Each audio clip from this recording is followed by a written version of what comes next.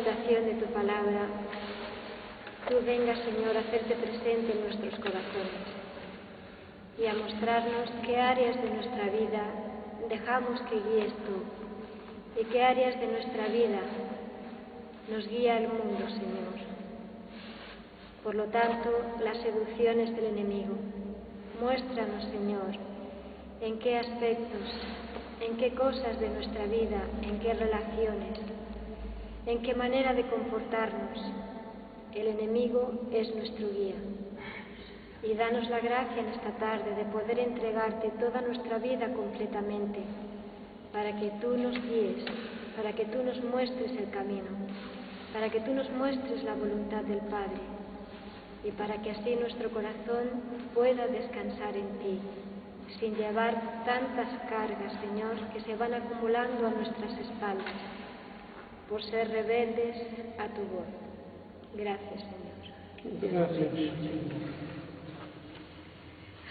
Hoy vamos a meditar algunos versículos del Salmo 90, pero voy a empezar leyendo el versículo 2 y 3 del Salmo 23, que todos conocemos, yo creo que incluso los que no son creyentes. El Señor es mi pastor, nada me falta. En verdes pastos me hace reposar, me conduce a fuentes de agua fresca y me conforta. Cuando oímos estas palabras parece que estamos en un funeral, y realmente es un salmo para vivos, no para muertos, porque precisamente cuando se celebra un funeral estamos celebrando que esa persona ya vive para siempre. Y es tan hermoso, tan hermosas estas palabras que producen tanta paz, que ya desearíamos vivirlo aquí en esta vida, ¿no? Sentir que el Señor es nuestro pastor, que el Señor nos conduce por verdes pastos llenos de vida, llenos de hermosura, llenos de paz, ¿no? Para que allí encontremos nuestro reposo, para que allí encontremos esa agua fresca que calme nuestra sed. De eso tenemos necesidad todos, cada día, ¿no? Y a pesar de que buscamos al Señor, de que intentamos perseverar, hay tanta ansiedad en nuestra vida, tanta incertidumbre, tanta zozobra, tantas cosas nos quitan la paz, que los cristianos necesitaríamos estar mucho más tiempo en la presencia del Señor para cargar nuestras pilas, para que no haya nada que perturbe nuestra paz, para tener la fortaleza suficiente para afrontar cualquier cosa que nos traiga la vida, pequeñas o grandes, para tomar las decisiones, para poder relacionarnos con las personas que se van a cruzar en nuestro camino en un día normal y corriente. Todo eso a veces es un esfuerzo, es un desgaste. Y necesitamos llenarnos del Señor y estar en la presencia del Señor y pedirle al Señor que nos guíe, para también nosotros no dar cansancio, no dar malas palabras, no decir hoy tengo prisa, no te puedo atender como tú necesitas o como tú mereces. Tenemos que estar en la presencia del Señor y llenarnos de Él para ir dando vida cada segundo y cada minuto de nuestro día, para ser esa luz para el mundo. Dice el Salmo 90, Señor, tú has sido para nosotros un refugio a lo largo de los siglos. Antes que nacieran las montañas y aparecieran la tierra y el mundo, tú ya eras Dios y lo eres para siempre. Sigue diciendo, 1000 años para ti son como un día, un ayer, un momento de la noche. Tú los siembras, cada cual a su turno, y al amanecer despunta la hierba. En la mañana viene la flor y se abre, y en la tarde se marchita y se seca. Pobres flores, ¿verdad? Tan bonitas que son, y duran tan poquito, son tan frágiles, son tan vulnerables. Y tal como nosotros vemos a las flores y a las plantas en el campo, Así nos ve el Señor para nosotros. Si para Él 1000 años son como un día y nosotros no vivimos ni 100 años, ¿qué somos para el Señor? Somos una cosa tan preciosa, pero somos tan frágiles, somos tan vulnerables, duramos tan poco y nos creemos los amos y señores del mundo. A la que tenemos salud y un poco de juventud, salimos con un brío que nos comemos el mundo y nos estampamos con lo primero que nos encontramos en el camino. Y cuando ya vamos madurando es porque hemos recibido muchos palos, porque nos hemos equivocado muchas veces. Como dicen, tenemos salida de caballo y parada de burro, porque escarmentamos a base de palos y es como aprendemos. Y a veces hay quienes necesitan más palos que otros, ¿no? para aprender. Y sigue diciendo el Salmo: el tiempo de nuestros años es de 70 y de 80 si somos robustos. La mayoría son de pena y decepción. Transcurren muy pronto y nos llevan volando. Yo recuerdo que cuando yo era pequeña los días se me hacían más largos, los años se hacían más largos, y a medida que vamos haciéndonos más adultos, dices, Dios mío, ¿cómo pasa el tiempo? Y es que no pasa, es que no lo ves casi no lo ves. Pero hemos llevado la vida a una manera de ser que yo veo que mis hijos ya tienen una percepción del tiempo más rápida de lo que teníamos nosotros cuando éramos niños.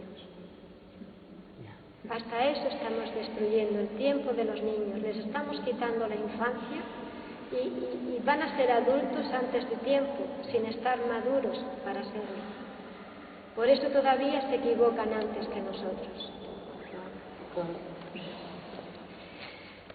Dice, enséñanos lo que valen nuestros días para que adquiramos un corazón sensato. Danos sensatez, Señor. Danos la sabiduría que necesitamos para darnos cuenta de lo que son nuestros días, de que el tiempo pasa volando y que podemos perder una vida sin dar ningún fruto, solo destruyéndonos nosotros mismos y destruyendo a nuestros seres queridos y a aquellas personas que se puedan haber cruzado desgraciadamente en nuestra vida. Danos sensatez, Señor, dice el Salmo. Cólmanos de tus favores por la mañana, que tengamos siempre risa y alegría. Haz que nuestra alegría dure lo que la prueba y los años en que vimos la desdicha.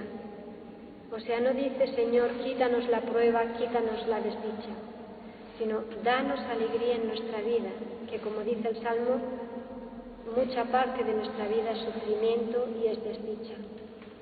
Pero no es lo mismo cuando guiamos nuestra vida nosotros que cuando la guía el Señor y se cruzan los malos momentos en nuestra vida. Porque cuando guía nuestra vida el Señor y nuestro corazón está entregado a Él, a pesar de los sufrimientos, a pesar de los contratiempos, tenemos un gozo interior de no sentirnos solos, de sentir que Él nos da las fuerzas, de sentir que Él nos da la luz cuando parece que no hay ningún camino posible. Esa es la diferencia. Muestra tu acción a tus servidores y a sus hijos tu esplendor. Que la dulzura del Señor nos cubra y que Él confirme la obra de nuestras manos. Cuando el Señor nos guía, Él nos cubre con su dulzura y Él puede hacer que nuestras manos, por limitados que seamos, puedan dar fruto. Y no fruto para nosotros, no fruto para que nos vaya muy bien la vida, para ser unos triunfadores, sino fruto para dejar ese fruto en la tierra, para que nos recuerden, no porque hemos dejado una gran herencia, no porque hayamos creado disputas, no porque hayamos sido famosos, sino porque hemos amado, porque hemos enseñado a amar porque hemos enseñado el rostro de Cristo como nuestro Salvador. Y ha habido personas que han descubierto también que Jesucristo es su Salvador, gracias a que hemos sido instrumentos en sus manos. Pues este salmo, digamos, sería la estructura de esta charla, de este compartir. Pero ahora vamos a ver cuántas citas hay en la Biblia que remarcan exactamente lo mismo. Y vamos a ver algunos testimonios de personas que han tenido unas vidas excepcionales, siendo personas normales y corrientes como nosotros. Y todo porque ellos le han dado las riendas de sus vidas al Señor. Dice: cuando venga el Espíritu de la verdad, os introducirá en la verdad total. Él no traerá mensaje propio, sino que os dirá lo que ha escuchado y os interpretará las cosas que han de venir. El Espíritu Santo, que nos decía Luz Adriana la semana pasada, que tenemos que pedirlo cada día, en cada momento, para cada cosa que necesitemos. Él es el que nos puede dar la luz siempre. Él es el que nos tiene que guiar. El Espíritu Santo es el que a veces decimos: es que nosotros tenemos poca cultura religiosa, es que nosotros no sabemos, es que no conocemos la Biblia pues bien. La sabiduría la da el Espíritu Santo. Podemos leer la Biblia 1000 veces, del principio al final, que si el Espíritu Santo no es el que nos ilumina y no es el que abre nuestro corazón para que esta palabra se haga vida en nosotros, estaremos leyendo un libro de historia, un libro de aventuras, un libro bonito, pero no aportará nada a nuestra vida. El Espíritu Santo es el constructor y es el que nos tiene que construir. Por eso Él nos interpretará las cosas que han de venir. En Romanos nos dice: no sigáis la corriente del mundo en que vivimos, sino transformaos por la renovación de vuestra mente. Así sabréis ver qué es la voluntad de Dios, lo bueno, lo agradable, lo perfecto. Esto es lo que agrada a Dios. Y lo que también nos agrada a nosotros cuando lo hacemos. Porque cuando hacemos el bien, nosotros somos los primeros que nos sentimos bien, nos sentimos a gusto, porque hemos dejado que el Espíritu Santo obre en nosotros y a través de nosotros en otras personas. Hay otra cita en Santiago que dice: si alguno de vosotros carece de sabiduría, que la pida a Dios. Así de fácil y de sencillo. Que da sin regateos y sin humillar, y Él se la dará. O sea, el Señor no da nada a cambio. Y no te dice: no te doy la sabiduría porque tú eres malo, porque tú eres pecador. El Señor ya sabe cómo somos cada uno. Pero cuando le pedimos con corazón sincero: dame la sabiduría, Señor, sabiduría para hacer el bien, sabiduría para alabarte y para bendecirte, para servirte con todo mi ser, a pesar de mi pobreza. El Señor siempre la da. También dice en el Salmo 32: te aconsejaré y te enseñaré el camino que has de seguir. Te vigilaré con mis ojos. No seas como el caballo o el mulo, lo que decía al principio, faltos de inteligencia, cuyo ímpetu dominas con las riendas y el freno. El Señor no domina nuestro ímpetu con riendas ni con freno, porque Él es respetuoso y respetará siempre nuestra libertad. Pero sí que nos dice: yo te puedo guiar para que tú seas feliz, guiar para que tú des fruto y fruto en abundancia. El Señor desea que nuestra vida sea una vida verdadera, llena de su amor, llena de sus dones, llenas de sus frutos, porque nosotros lo necesitamos para nuestra salvación y porque el mundo está necesitado de Dios. Nos sigue diciendo: oye el consejo, acepta la corrección y llegarás a ser sabio. Así de sencillo y así de simple. O sea, deja que yo te corrija, deja que yo te guíe.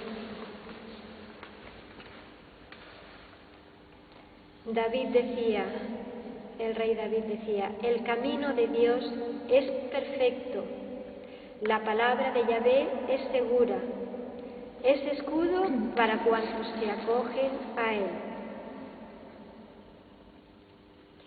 Y hay otra cita muy hermosa que dice, después de que el Señor te haya dado el pan del sufrimiento y el agua de la aflicción, ya no se ocultará el que te instruye, y tus ojos verán al que te enseña. Tus oídos escucharán detrás de ti sus palabras. Este es el camino, síguelo, ya sea que vayas por la derecha o por la izquierda. O sea, cuando el Señor se te manifiesta y te dice, yo soy el camino, nunca te deja indiferente sentir la presencia del Señor. Pero claro, luego después está en nuestra libertad el aceptar o no aceptar que Él nos guíe.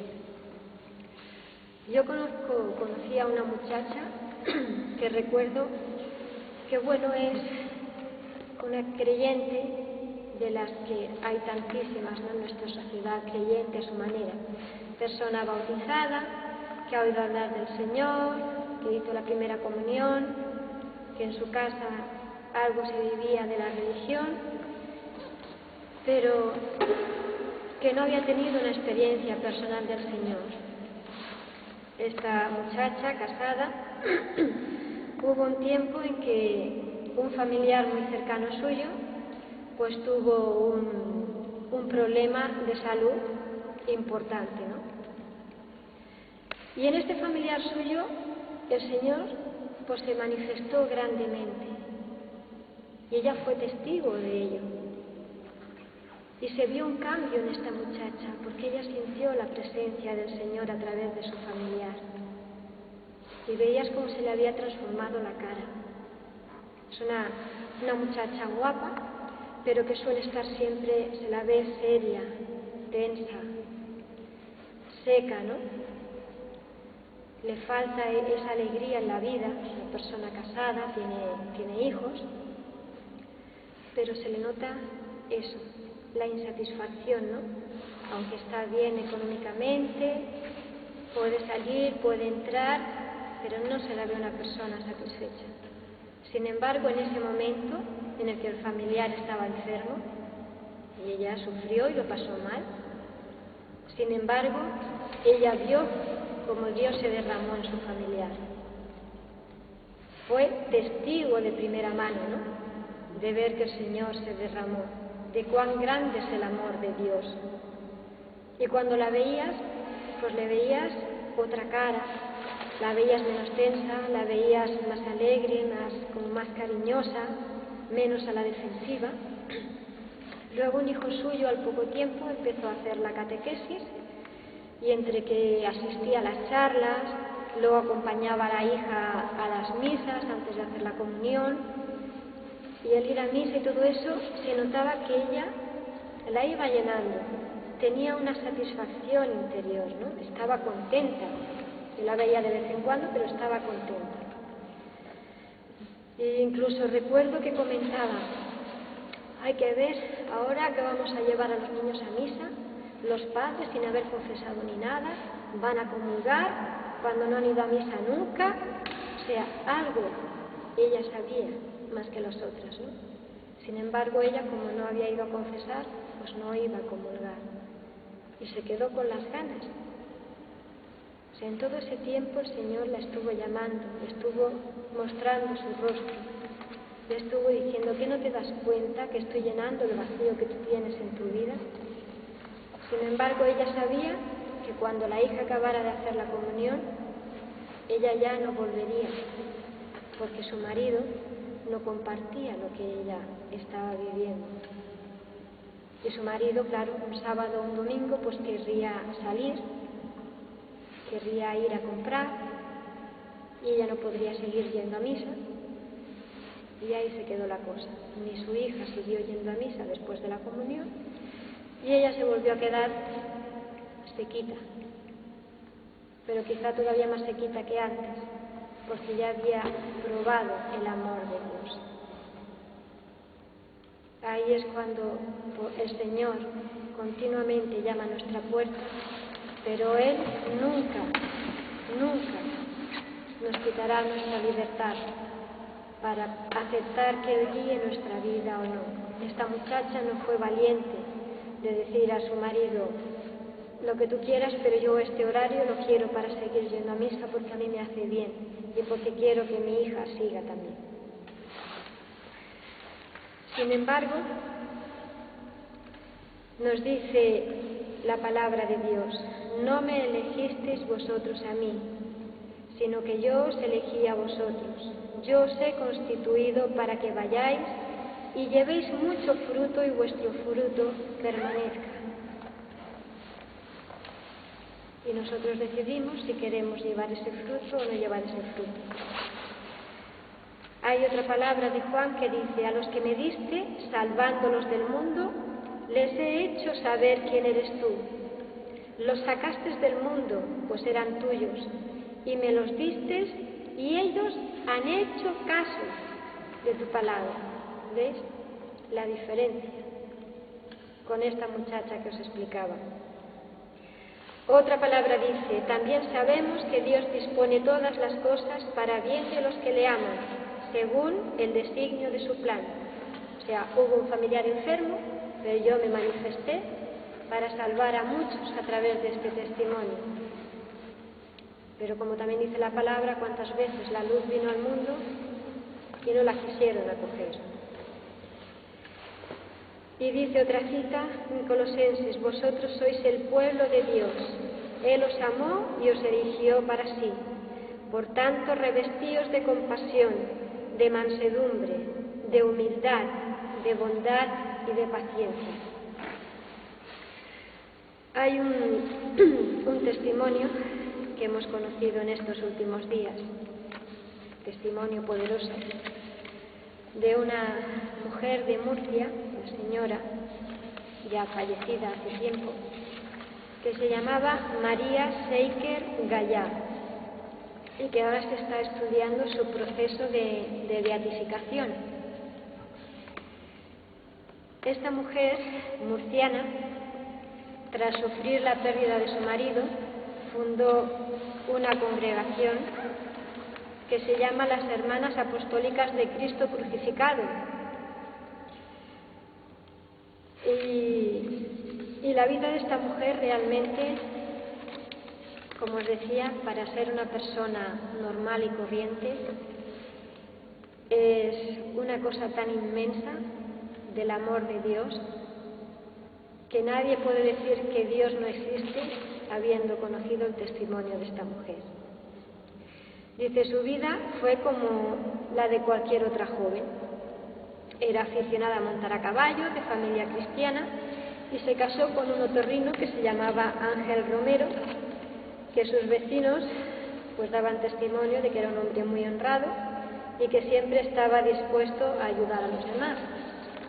En el tiempo de la República, que hubo sus más y sus menos con la religión, pues él, como católico que era, pues decidió meterse en política en un movimiento católico. Pero al estallar la guerra, pues a él lo metieron en la cárcel. Y cuenta que durante su estancia en la cárcel, su esposa solo pudo visitarlo 2 veces, porque los milicianos campaban por la calle y por miedo a que la atacaran, pues la mujer no pudo ir. Dice: la última de esas visitas fue en la víspera de su muerte.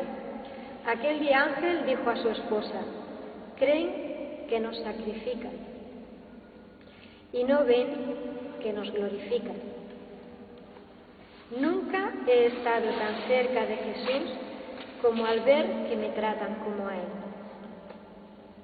Y ella, después de confortar junto a su marido a otros presos desesperados, le confesó: si no me matan a mí también, te prometo ingresar en el convento.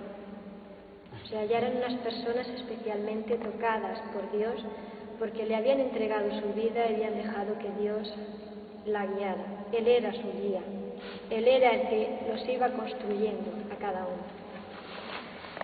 Tras la muerte de su marido y una serie de problemas para huir de Murcia, se consagró a Dios.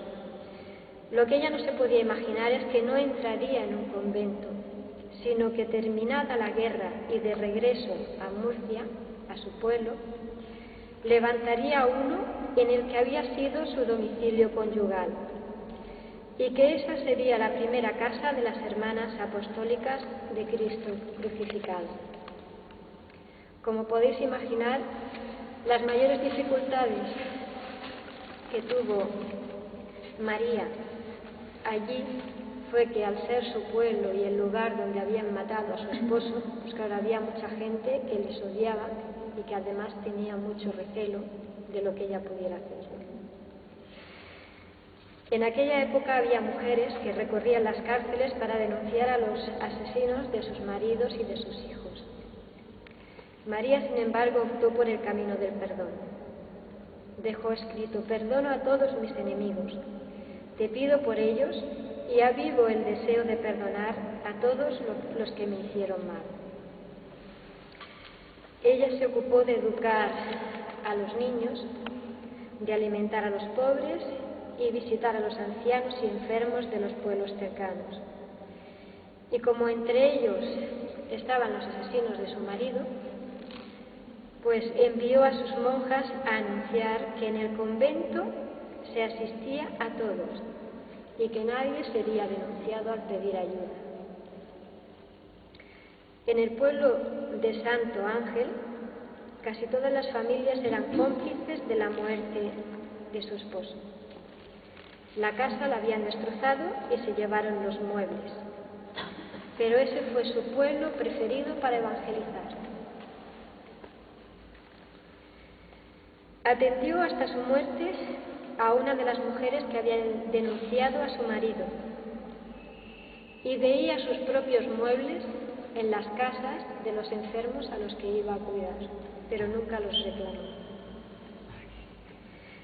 Se cuidó de los hijos del miliciano que arrastró por las calles el cadáver de su marido, sabiendo quiénes eran. Y se presentaba con frecuencia en el juzgado para exigir que no se tramitasen los sumarios de los asesinos que habían sido capturados, hasta que logró salvarlos de ser ejecutados. Su congregación se extendió por España y por América, y ella dejó en sus escritos: solo he hecho lo que me enseñó Cristo, perdónalos porque no saben lo que hacen. Yo creo que no hace falta más explicación de qué es lo que pretendo dar a entender, ¿no?, y de compartir en esta tarde. ¿Cuál es la obra tan grande que Dios puede hacer en nosotros, tan pobres y tan pequeños y tan pecadores, cuando vamos entregando todas las resistencias, todas las rebeldías, todos nuestros pecados, y vamos pidiéndole al Señor, pues eso, que nos transforme y que sea Él quien nos guíe y quien more en nosotros.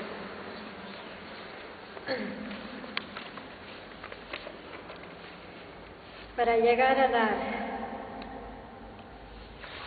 estos frutos de vida plena necesitamos al Espíritu Santo.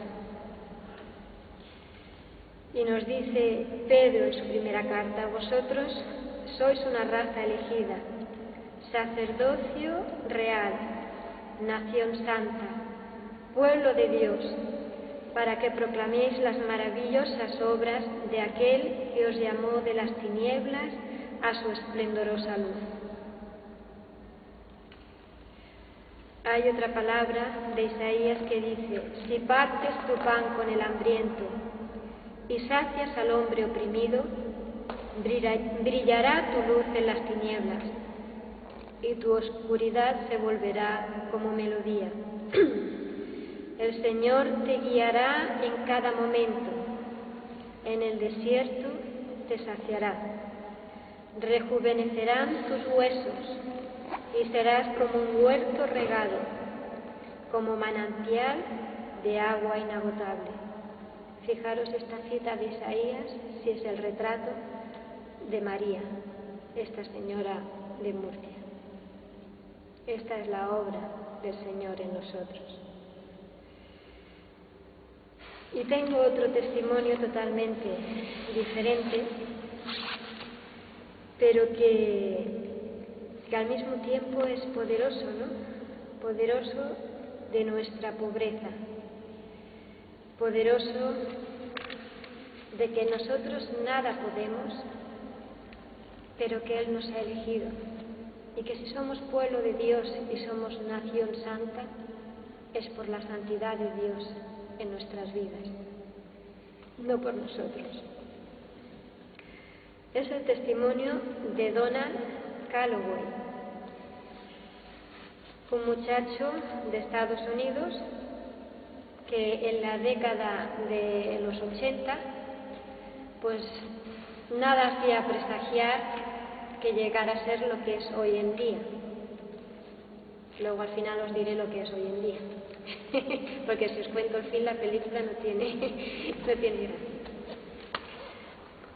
Este muchacho, Donald, venía de una familia desestructurada. Su madre se había casado 3 veces. En su casa no habían vivido ningún tipo de religión, ni había oído hablar de Dios, ni de la Virgen, ni de nada parecido. Cuenta que tenía el pelo hasta la cintura, tatuajes por todo el cuerpo, y su vida eran las drogas, el alcohol y el sexo. O sea, un tesoro de criatura. Era una pesadilla en las bases militares en las que vivía por razones familiares. O sea, uno de los maridos de su mujer era militar y lo trasladaban a bases militares, incluso allí daba mucha guerra al muchacho. Se ve que estuvo tanto en Japón como en Estados Unidos. Su madre, desesperada, consultó a un sacerdote y a través de esas consultas ella se convirtió al catolicismo. Aunque él no quiso saber nada y parecía que seguiría siendo un caso perdido, pues su madre debía orar por él y mucha otra gente. Hizo tratamientos de rehabilitación que tampoco sirvieron para nada. Pasó por correccionales y luego incluso hizo algunas visitas a la cárcel, con lo cual todo fue empeorando más todavía. En los continuos cambios, ¿no?, de países y de ciudades en las que vivía, esto contribuyó aún más a que se fuera desarraigando incluso de amigos y de todo.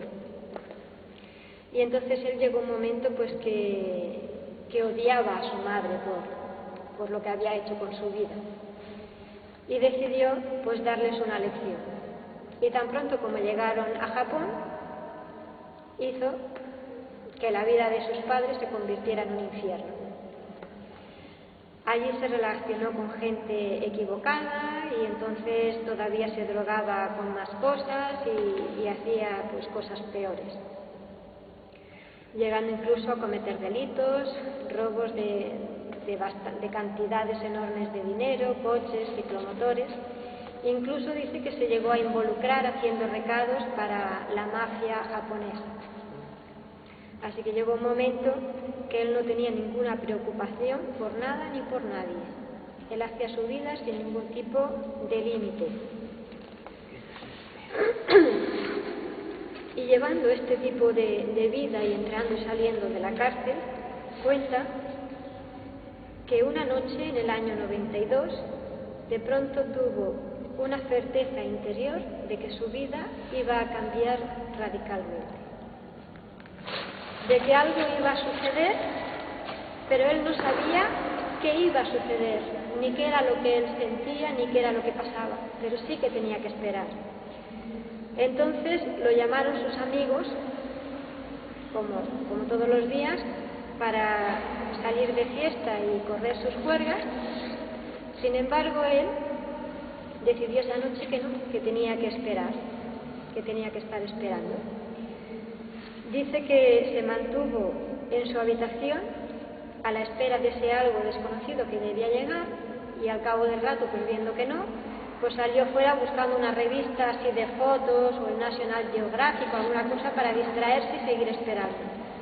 Sin embargo, encontró en la casa un libro que se llamaba La Reina de la Paz, visitas a Medjugorje, y además estaba escrito en un idioma extranjero, pero le llamó la atención y lo cogió.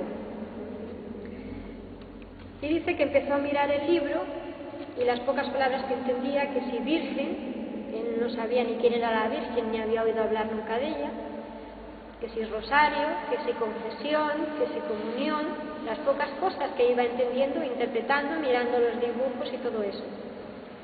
Pero dice que ese libro empezó a mirarlo y a leerlo con tal avidez que fue como si se lo hubiera comido, como si esa fuera su vida. Dice, lo consumí, y una vez consumido me dije, esto es la verdad. Todo este libro es cierto.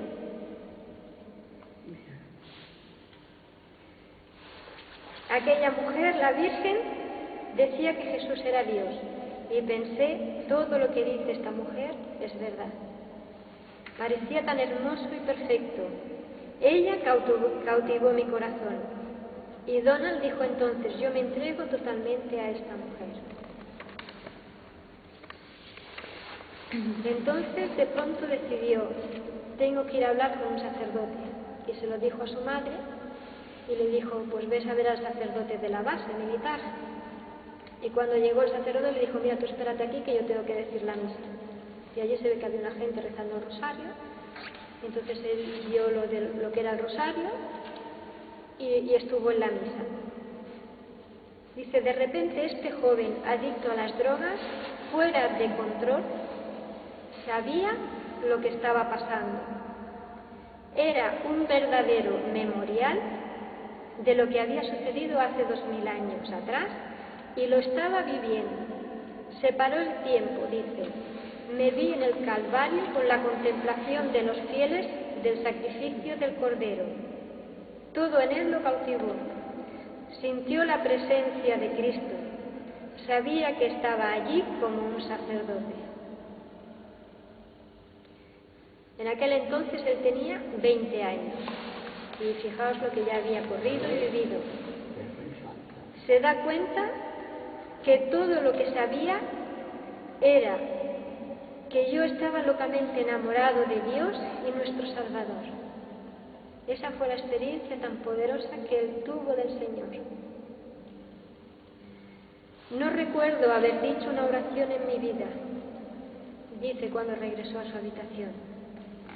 Miré el libro, miré a los 6 niños que estaban de rodillas con sus manos juntas, o sea, a los videntes de Medjugorje, y yo hice lo mismo. No tenía idea de cómo funcionaba aquello, de qué tenía que hacer. Yo no sabía lo que iba a ocurrir a continuación. Mis ojos se centraron en la imagen del Sagrado Corazón que le había dado el sacerdote y del crucifijo. Y mientras miraba la imagen sabía que algo dentro estaba en mí. Y era el Dios hombre colgado en la cruz. Y que todo lo que la Santísima Virgen María dijo era para gente como yo. Entonces explica que lloró para llenar cubos, que parecía que ya no había más líquido en su cuerpo de todo lo que llegó a llorar. Esa fue su gran oración. Qué milagro tan grande. Pero dice que Donald había perdido totalmente el deseo de seguir con todos sus vicios. Los pensamientos impuros acerca de las mujeres y los cigarrillos y las drogas y el alcohol, todo desapareció. No hubo más deseos de hacer lo que había estado haciendo. Dios simplemente me cambió y fue increíble. Entonces, después de esta experiencia, él entró en una orden mariana en una congregación religiosa, especialmente centrada en Nuestra Señora, los marianos de la Inmaculada Concepción. Y ahora, pues es sacerdote.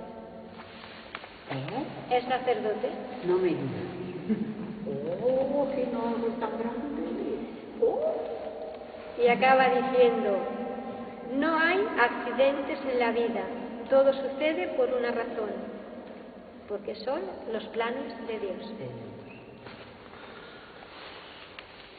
Entonces, te damos gracias, Señor Jesús, por la obra que tú haces, ya no solo en nosotros, Señor, sino en tantas personas. Te derramas tan poderosamente que nos parece increíble que alguien pueda creer que tú no existes, Señor. Porque al igual que mirando a nuestro alrededor, mirando en el mundo, no hay ninguna duda de la existencia del enemigo.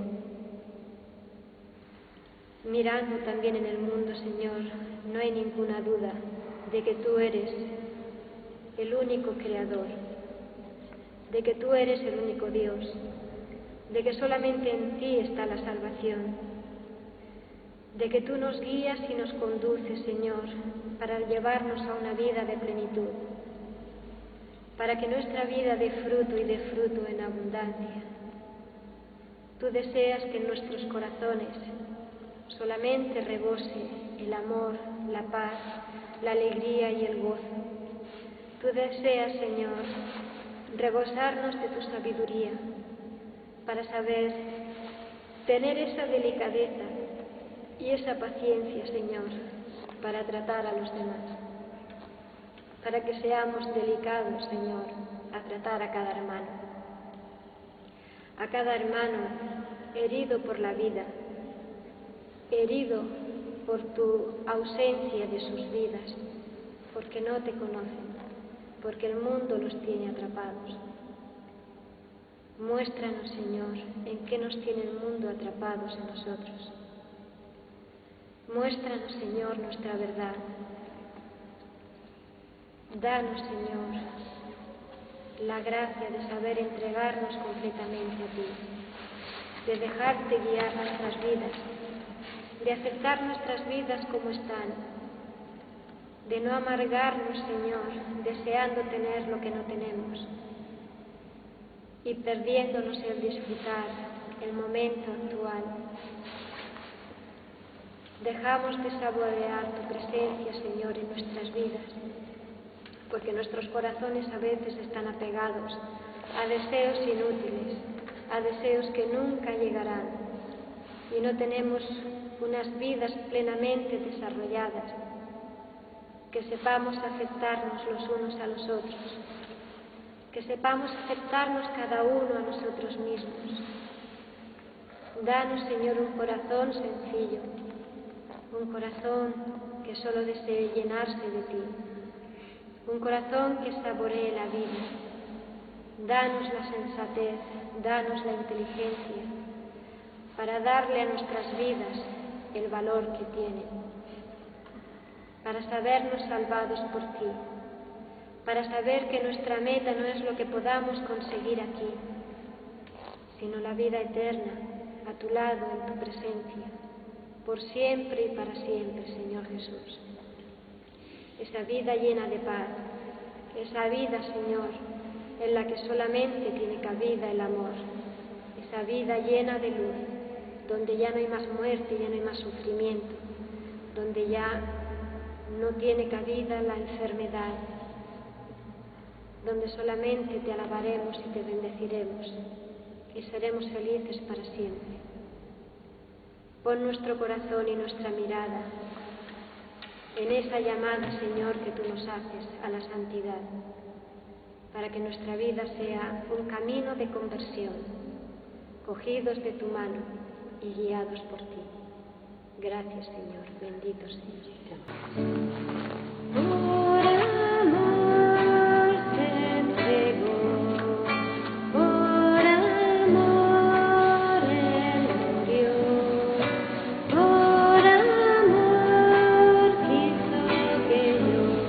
Naciera de